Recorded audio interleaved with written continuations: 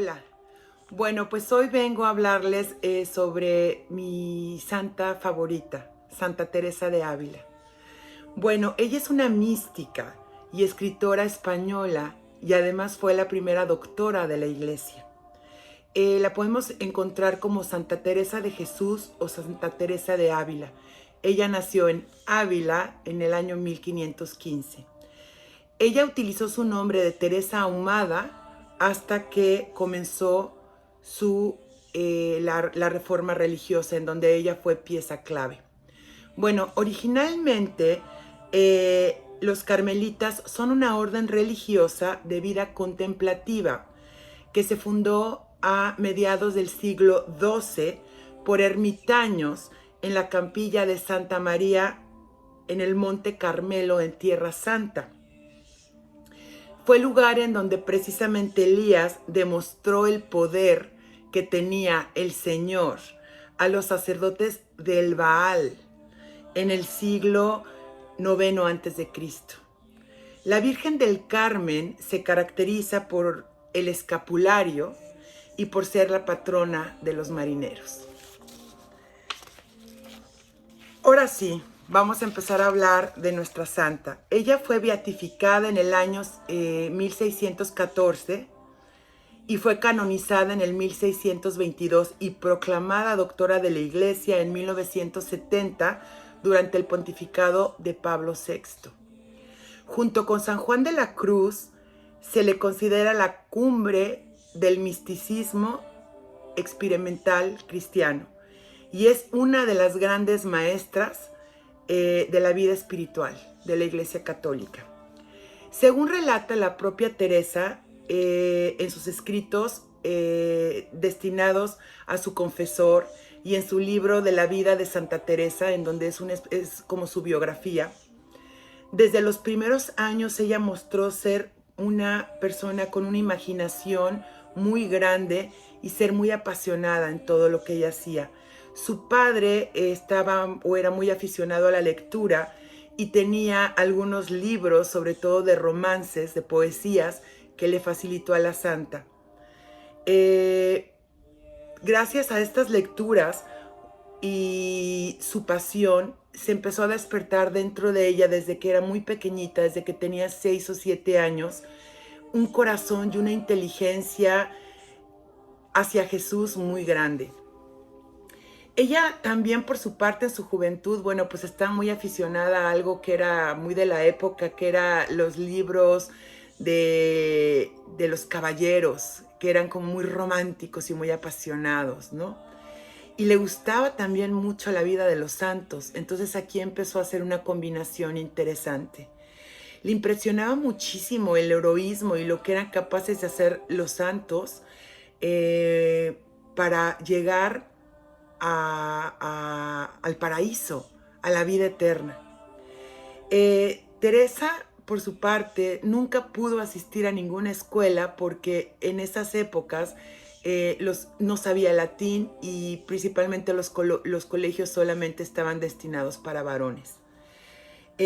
Por esto, ella lo que tuvo que hacer fue estudiar por su parte, pero bueno, la providencia de Dios hizo que en el año 1531 la emperatriz Isabel, la esposa de Carlos I, rey de España y de Alemania, fueran a Ávila.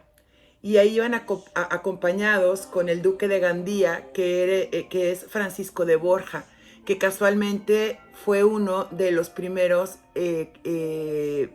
españoles que siguieron a Ignacio de Loyola, se volvió jesuita. Hubo una mujer llamada Mencia López que consiguió en julio del año 1508 abrir un convento que se llamaba La Señora de la Gracia. Este convento fue muy importante para Teresa porque le permitió entrar en él. Estaba destinado a mujeres para formarlas de una manera católica antes de casarse, pero esto sirvió para que ella decidiera en este convento no casarse y consagrarse en la vida religiosa.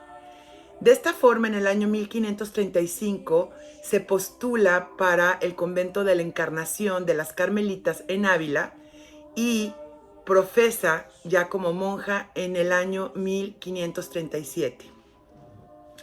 Ella se hallaba centrada en su vida espiritual con 180 monjas. Era una población enorme en este convento de la Encarnación.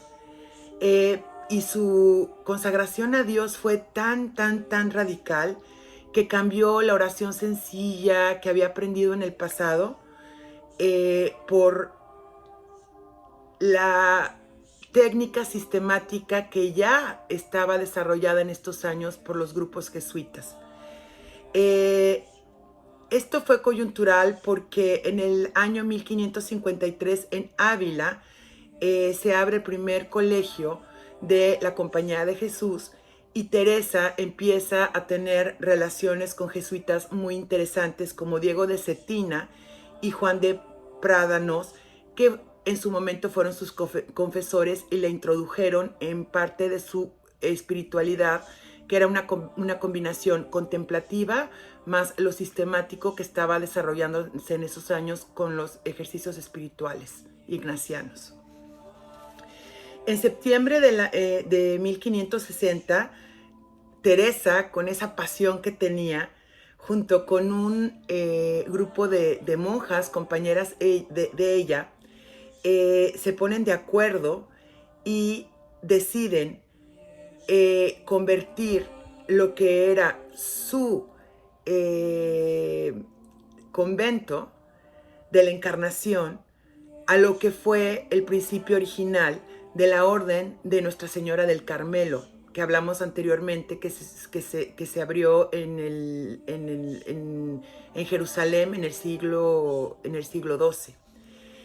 Y entonces, en este momento, volvieron a lo que eran los votos de austeridad, de pobreza y de clausura, que era el verdadero espíritu carmelita. El convento, por lo tanto, se siguió dedicando a la oración, a la lectura de libros religiosos y pues a las labores cotidianas de un convento junto con la costura. La innovación que introdujo nuestra santa fue los periodos de recreo. Estos periodos de recreo eran muy importantes porque permitían a las monjas en pequeños periodos tener un momento para cantar o recitar poesía y al mismo tiempo se cultivaban. Otra grande innovación de la santa fue las ermitas dentro del convento. Estas ermitas estaban al aire libre para poder contemplar la creación de Dios y también en espacios interiores dentro del convento. Y eran espacios en donde las monjas podían acudir en cualquier momento para meditar y rezar y de alguna manera buscar un crecimiento en su desarrollo espiritual y en su relación personal con Dios. Bueno, en el año 1563, Teresa literalmente se descalzó. Se quitó los zapatos que tradicionalmente llevaba su congregación y lo cambió por alpargatas de cáñamo. Y de aquí viene el nombre de su orden, las Carmelitas Descalzas. A partir de ese momento, también esta gran guerrera fue capaz con su grupo de monjas, después de la gran reforma que hicieron, de abrir 13 conventos en todos los territorios de España en lo que quedó de su vida. Bueno, me encantó contarles esta historia y Ave María y adelante.